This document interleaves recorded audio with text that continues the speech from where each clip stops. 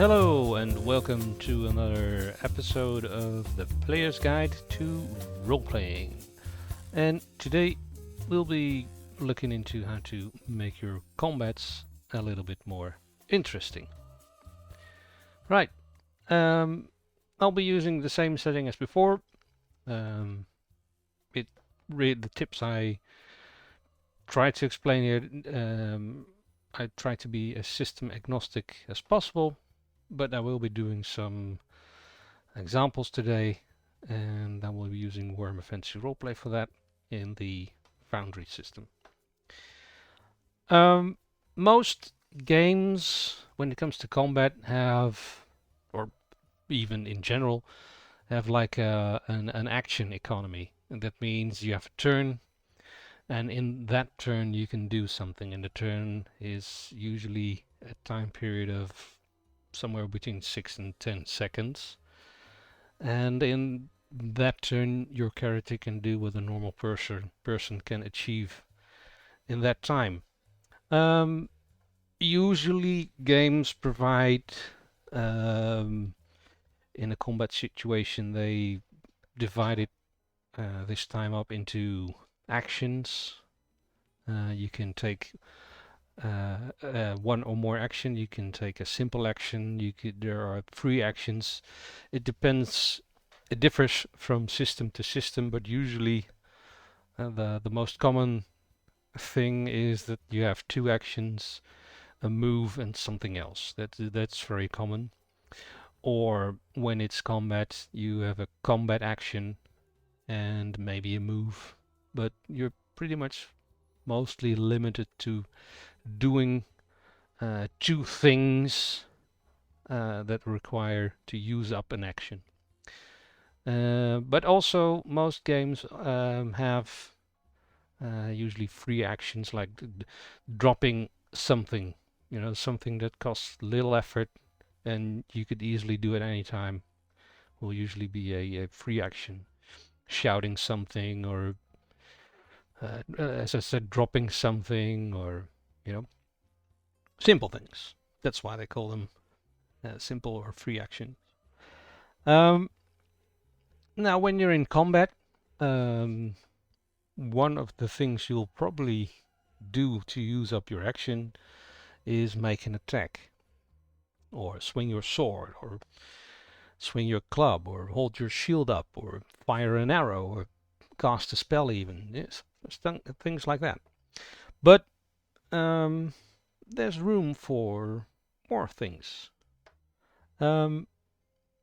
Because a combat encounter isn't really any different from any other role-playing situation. Sure, the risk of dying, or certainly the risk of harm for your character, is higher than, say, just conversing in an inn. But other than that, it's pretty much the same. You describe what your character is doing in a certain situation. And one of the first things you should not forget is what we went over last time. Ask questions. Because the more you know about, the more information you have about the current scene, the more you can be creative with everything that's in that scene. The more you can use the things and people and the environment in that scene to your character's advantage. As always, ask questions, and preferably open questions, no yes or no answers, and accompany them with an action. But also, if you are in combat, simply just say, saying I swing my sword. Then the enemy swings their sword. Then you swing your sword. Then the enemy swings the sword. It's a bit dull. It can be very tense and exciting because you're exchanging hits, and you might get wounded, and it's very close battle. But from a narrative point of view, bloke A swings his sword, creature swings his sword. Somebody might cast a spell, but There's a little bit variation from character to character, but other than that, it's kind of dull. So first thing you can do is, like with a question, where you want to know something from the DM. Here you tell the DM your character is swinging a sword. Try to accompany that with a little bit of flavor. It doesn't really have to be anything special, even not anything that really impacts the dice roll. But you can just say, well, he takes a step back and really puts us back into it. Giant swing, and he yells out at the top of his lungs the name of his patron god, or the name of his beloved that he wants to avenge. You know, just to give your actions, the actions you're taking, a little bit of flavor. And who knows, the GM might surprise you. They might say, "Wow, that impressive shout really." Your foe is really taken aback by your ferocity, or something like that. So you might get lucky, so to speak. But that's not really the goal with these things. It's just to bring a little bit more flavor. On the other hand, the next point, be creative with your stats. There's more things you can do than just use your combat skills, your combat stats, your weapon skill or fight or whatever it is in your system. There's more things you can do than just swing a sword. For instance, like this scene.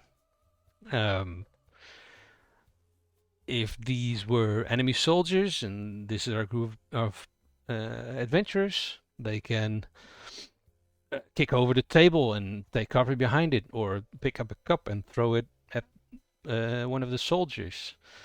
They can take a bottle of brandy and throw it into the fire to create a distraction. They can even swing from the chandeliers and, drop kick a soldier in the face. All kinds of things they can do. They can pull on the rug to try to knock them over. All those things can be done with, well, one or maybe two of the actions, or whatever the action economy is of your game you're playing, but it can be pretty much achieved in a 6 to 10 second period. So, in other words, a turn. So you're not really limited to swinging your weapon. So if you're not really a combat character, maybe you're the face character or you're something else entirely, and you might feel, oh no, combat's coming up, I've got nothing to do because my character sucks at combat. Yeah, your character might suck at swinging a sword, so that just means that they need to do something else.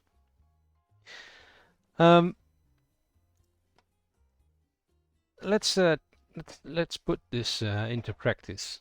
Now, the last time I also said that it's very convenient or very wise to make notes.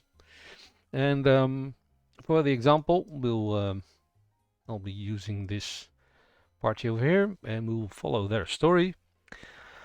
And they also took some notes, because in the first session, and if you haven't forgotten, reading the notes out loud is a very good way to start a session, because it gets everyone in the mood, whilst also getting everyone up to speed, maybe even filling in some blanks that they might have missed, because they were busy noting something down on their sheet, or thinking up what they could do next. So it's a really good way to begin the session. They were in the Merry Inn. There were a lot of soldiers. They seemed to be on an important mission, the soldiers. None of the soldiers were overly indulging in drink. A scout fellow, that's this guy. His name is Willie, apparently. was swapping stories with the soldiers. He looked like he belonged to the company, but was also somewhat above them. Locals, this guy named Bork, say there were rumors about beastmen. Groger, that's one of our party members, this dude, tried to perform a monologue to ingratiate himself with the soldiers, but failed miserably. He forgot all the words, and the people in the bar thought it was hilarious. A soldier bought him a drink and talked a bit with him. So, despite failing the action, despite failing what he set out to do, he still achieved success. It turns out the soldiers were off to join another company to hunt down a large group of beastmen. And apparently they said, "Don't worry, you're all perfectly safe here." Well, that doesn't bode. That doesn't sound ominous at all.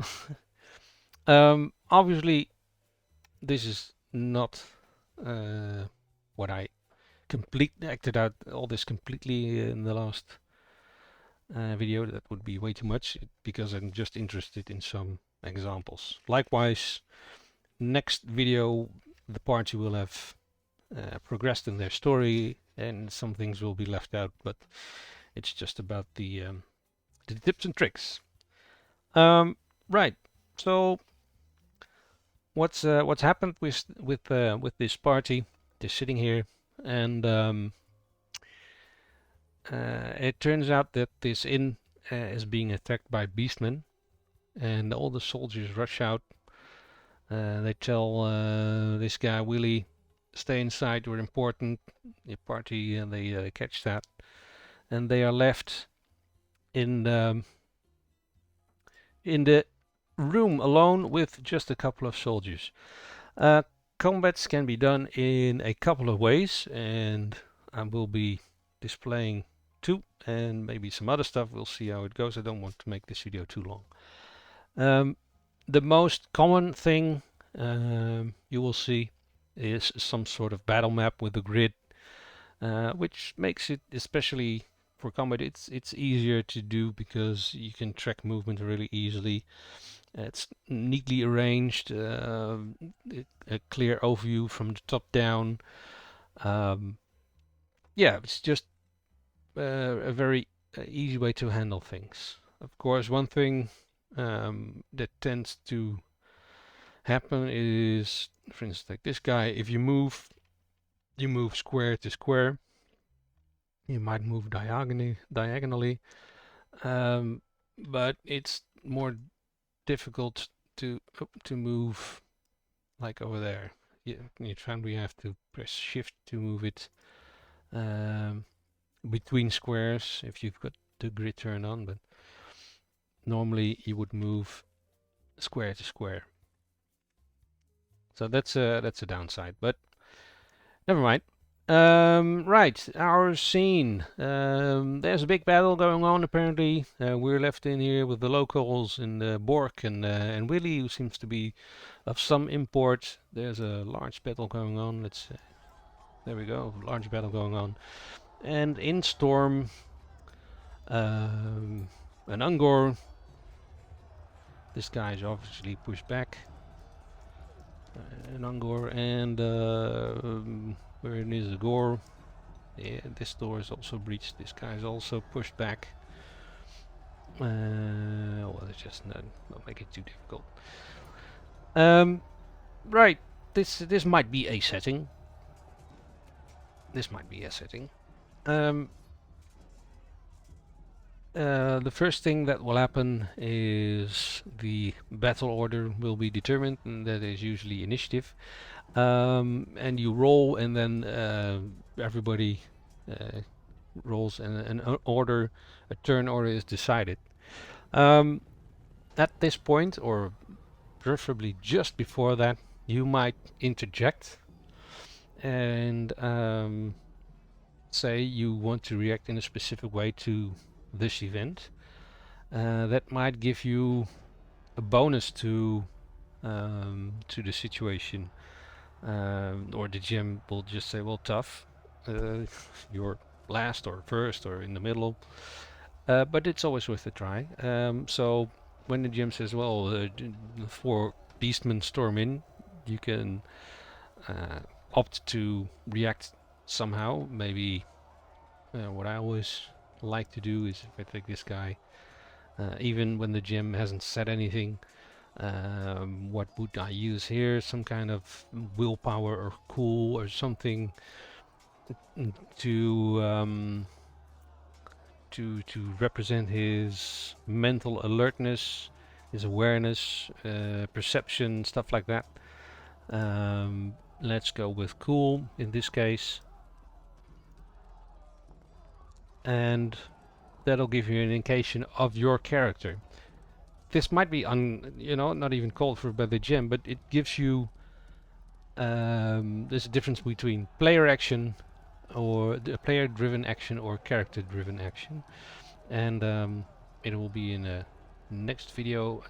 We'll be explaining more about that, but this is an instance where you can say, well, let's see what my character does instead of what you as a player would do. Apparently Groger is completely oblivious, or is startled, or well, he isn't as mentally alert as I had hoped to be. But anyway, let's do it properly. Let's put them all in combat. There we go. And then roll for everyone.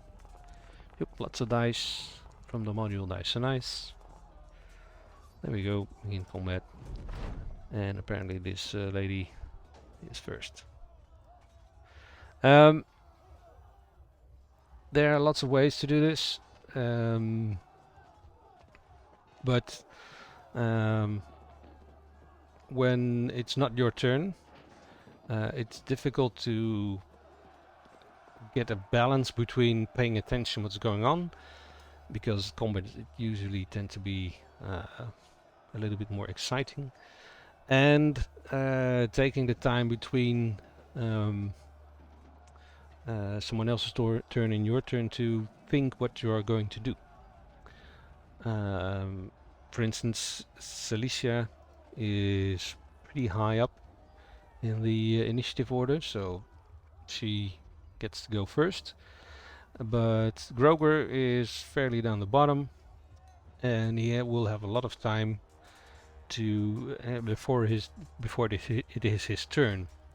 When it is his turn, the situation will have changed because there's people that went before him, but it also gives him time to maybe come up with something. So use that time to think what you are going to do. Let's go with, well, they are just afraid, and let's go with Celicia. She is a sort of a fighty character, and she just charges in. That is something that usually is the case. That's the default setting. There's an enemy, I charge it. Let's see what she could do differently. The enemy just came in.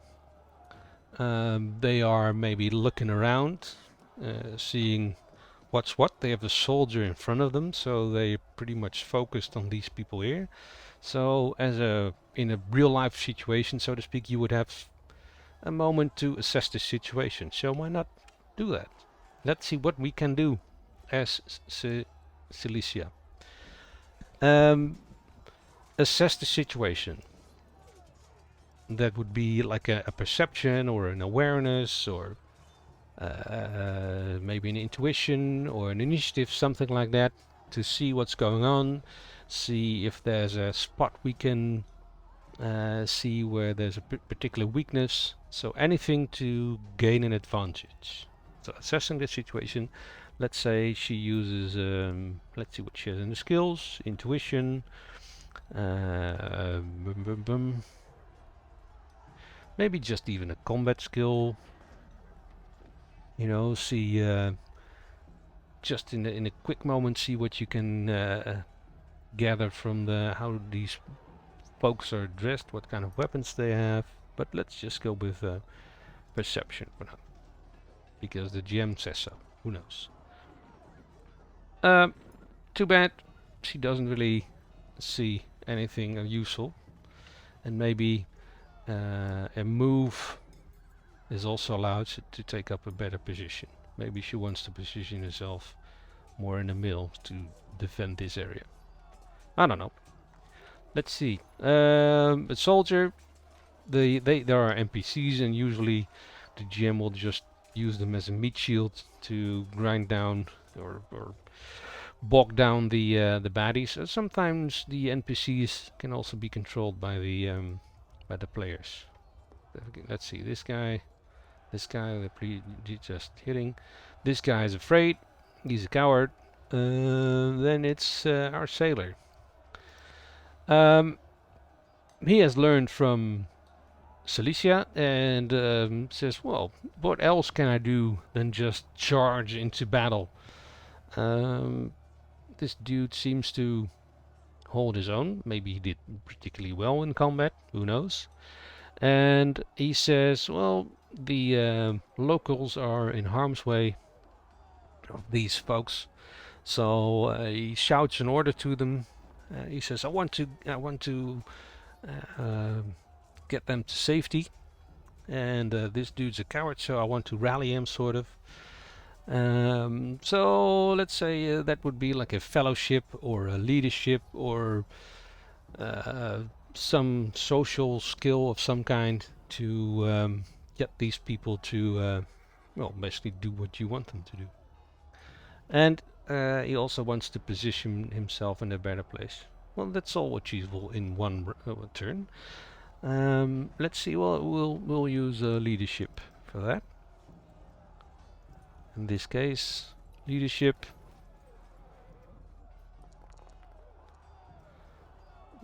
Very bad. Well, you can use rules, of course, but to no avail. These people.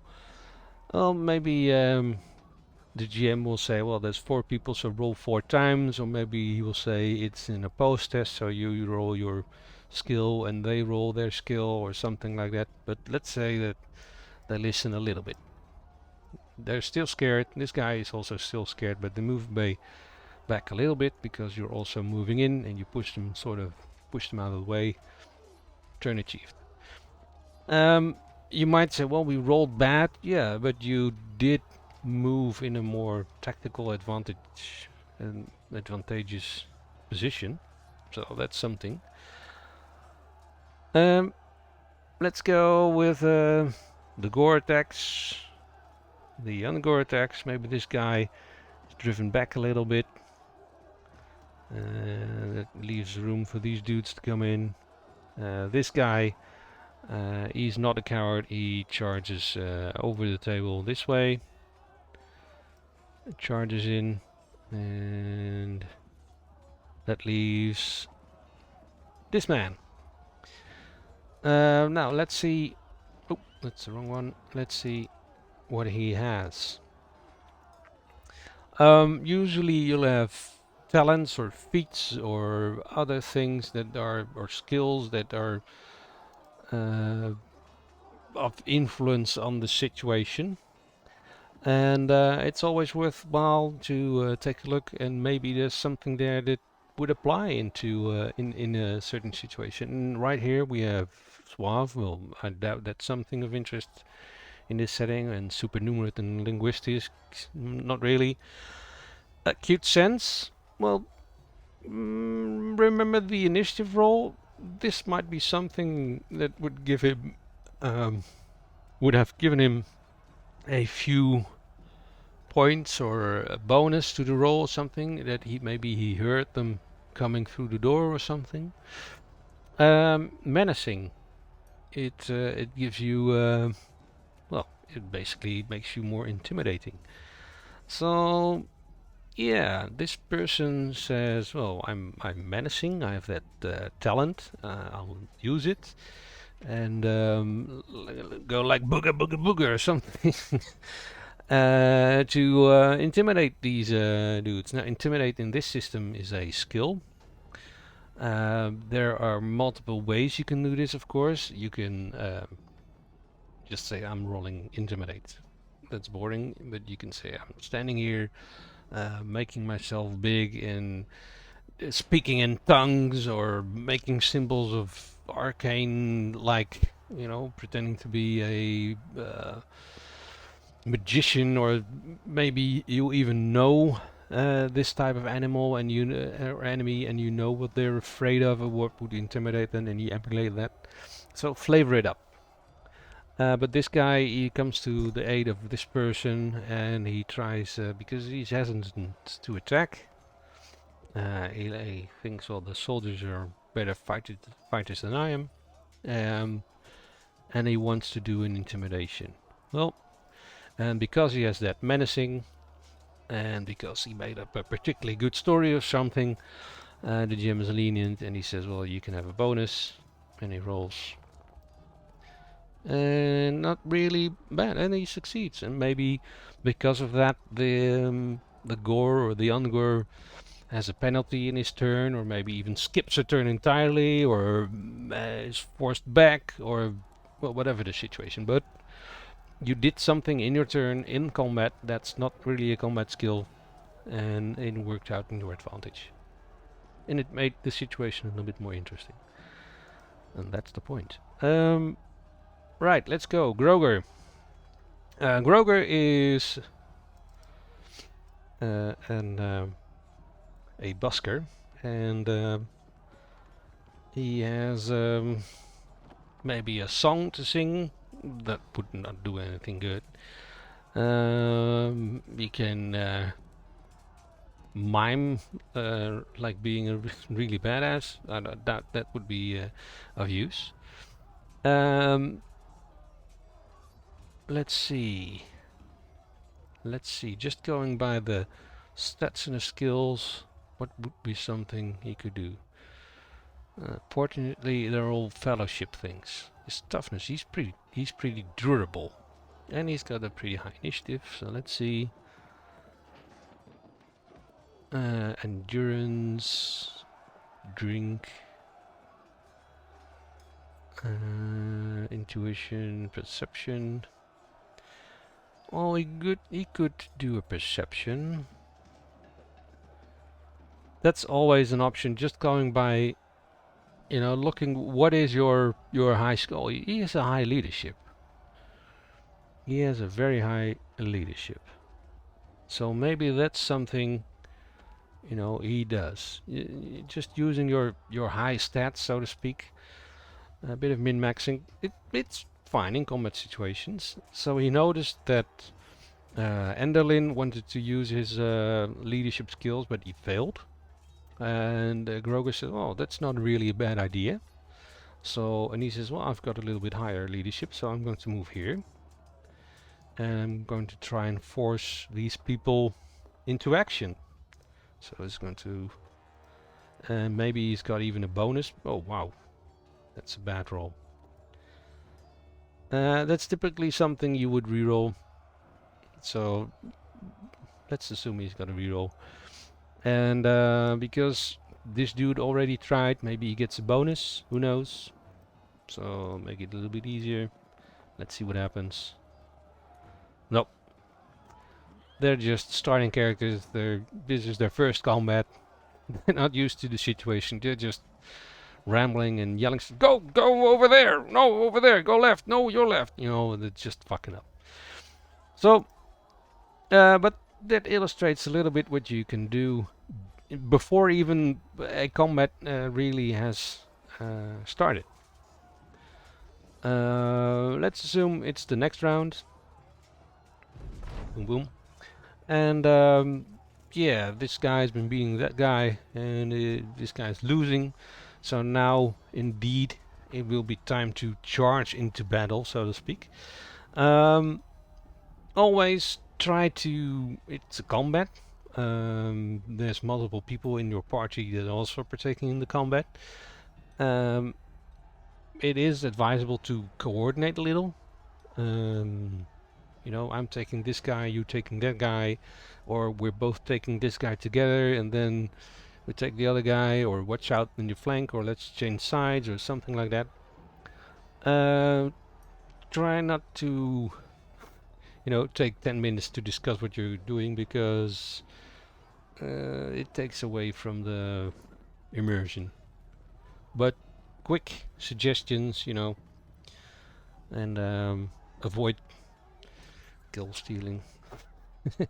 But let's say it's logical that in this case she charges that person. Now you could just say I charge that guy and I hit him, or try to hit him. But like I said before, try to flavor it up. So she lets out a cry uh, for uh, for Altdorf, because that's where she's from, and charges in, and maybe she does a pirouette somewhere halfway, because that's her trademark. You know, just describe the action you're doing, just as a flavor. But also you can maybe make it more interesting. Let's say you don't just want to charge. Maybe she wants to hold up her shield. I don't know, even if she has a shield, it's not really important. Well, she doesn't, but let's say she has a shield and she wants to, hold up her shield and puts her entire weight behind it and just charge full body into this guy and bash him out of the way. So let's say to there, so that this dude is free and that he can then do something, and he change the situation. Not just I'm going to charge in and hit him and then roll for it. No, I'm going to, spice it up. So that's not a normal attack. I don't know what it would be. Maybe, let's say a strength test. Sure, strength. That's a common thing. Every system probably has a strength thing. Yeah, so she charges in strength. Strength is really low, but she has momentum, and she has that cry, so maybe it's a little bit easier. And in any case, well, okay, and let's say this dude then has to roll for resist, so it's also strength, but he's distracted because he's engaged, so for him it's just flat. I don't know. I'm just making this stuff up as we go. So, oh, I rolled the wrong one. Well, it doesn't really matter. She rolls a 2, and he rolls -2, -4, so they did better. So they succeed in the action. I don't know what her strength actually is. Well, not really that high, but... So, yeah. Well, congratulations. You succeed in bashing this dude out of the way. Okay. The soldier, this attack, this combat is just going on. They're just grinding. This dude, he's now free. And maybe he takes advantage of the situation and gathers his breath and recovers some wounds, or maybe he also does a leadership shout and supports, your actions there, or maybe he just attacks the dude, or maybe he charges over there. Unlikely, but your action gave this dude some room. These dudes are still afraid. It's the sailor's turn. At least I think he was. Yes, he was a sailor.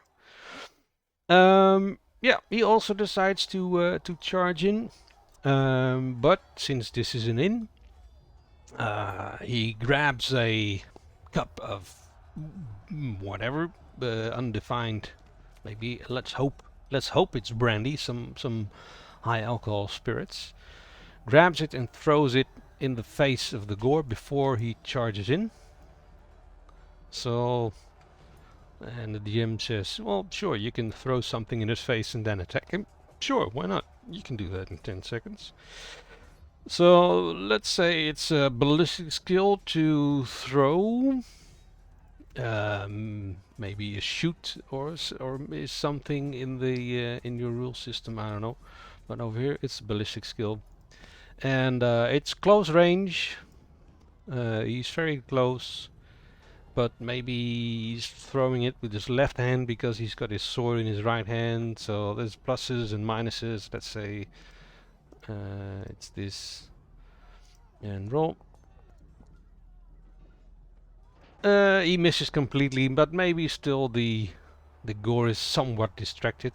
Or maybe it's even more enraged now. Who knows? So, but in any case, we've already made the situation more interesting. And then, well, for the sake of completion, just have him swing his sword at this dude.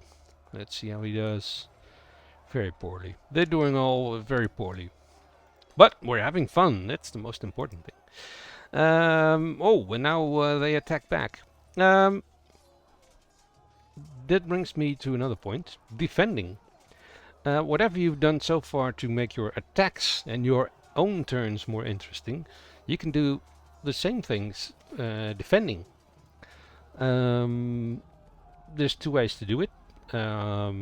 You can, you know, state what you're doing and flavor it up, and then roll.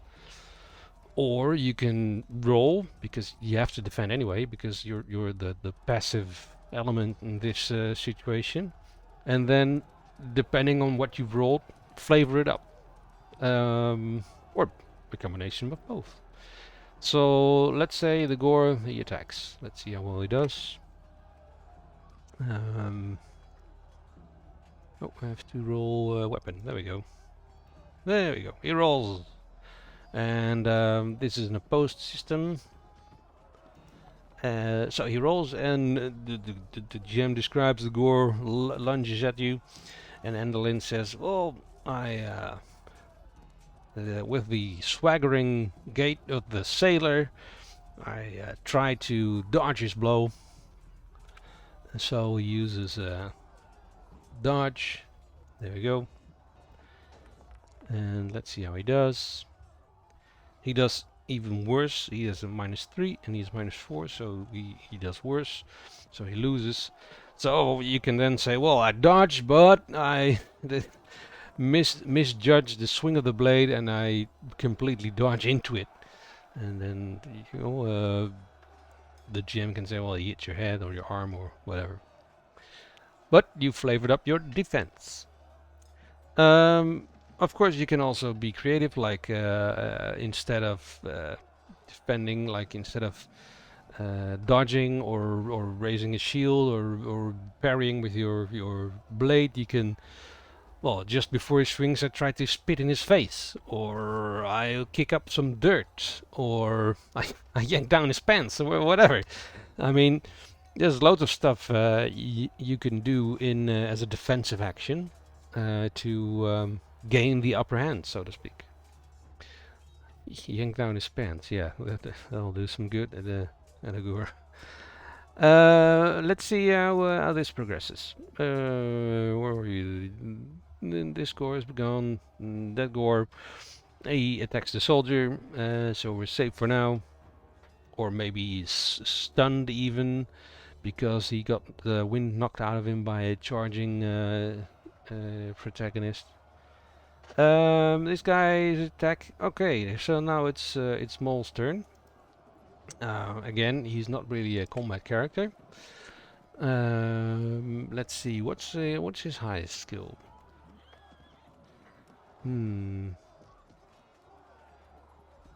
Lore. You can lore the shit out of them. Evaluate. Well, evaluate. Normally used to assess the value of a situation or a thing. Sure, maybe you could use it here. So evaluate, is this dude really winded, or is he, which way is he going? Is he going my way? What's the deal? So he makes an evaluate, and he fails. Of course, I'm just rolling high numbers here. So, but he fails, and maybe you know, he says I just want to assess the situation before I charge in. Maybe give me a bonus of some sorts, and he fails. So he just charges, and what the player might say is, well, he wanted to assess the situation, but suddenly he got all battle frenzied up, and just in the heat of the moment, he just berserked in, and suddenly he thought, oh shit, what have I done? But he's now in combat, and he just charges. So even a normal charge, you can flavor up a bit. Yeah. Let's see. Let's say they dispatch of all these baddies. Maybe even one of the soldiers die, and they decide to go into the other room. There we go, and look outside and see that there's the entire company that was in the inn, not just the people that were in the dining room, so to speak, but also the soldiers that were already sleeping and stuff. They were all outside fighting all kinds of beastmen, and even if you look at the map, they find out there's a Sigor, and they decide to run for it. And I hightail it out of here because the soldiers they say, Willie, you're too important. You have to flee. Take these locals with you. They need some safety as well. And then this Borg comes to his senses and says, "I know the way. I know a safe place," or something like that. And they move into the forest. Yeah, the inside of an inn is a different location. Let's just change the music a little bit. From large battle, yeah, sure. They are coming. Night, sure. That sounds okay. This is Dark Raven Fantasy Soundscapes, if you're wondering. Also a module for Foundry. Is it working? Yes, it's working. A different situation, because a combat might not occur suddenly because you are ambushed or surprised. It also might occur because you are in fact ambushing or surprising someone else. So in that case, you will have depending on the situation, you will have slightly or maybe even a lot more time to assess the situation, position yourself, and decide amongst yourself what the plan is going to be. And probably you will get better chance at getting the upper hand or getting an advantage. Stealth is of course a skill, and well, semi-combat or non-combat skill that's of use here, but it's certainly things like perception and evaluate, as we've seen before. Also the leadership skills. Maybe it's indeed rural and you've got some survival skills that make you more stealthy, or makes you notice the terrain. Ooh, what's that? Thunder. Makes you notice the terrain, like there's some dangerous terrain or some advantageous terrain. Just look at your. Well, let's take this guy and look at his sheet, for instance. Your combat skills, maybe you can say, well, I'm experienced at combat, so I know what the best position is to for myself, and maybe that will give you a bonus when you charge in, or you take a particularly a good position to do some ranged combat. Maybe you can even fortify some area. You can even use an intelligence. You can say, well, I take a look at the situation and see what I can come up with, and the GMs will, depending on how good you roll, the GM might have some suggestions for you. You don't have to think all this up by yourself. So yeah, another thing to note in this particular scene is this is not a literal battle map. This is more like a reference. Just a little bit lower.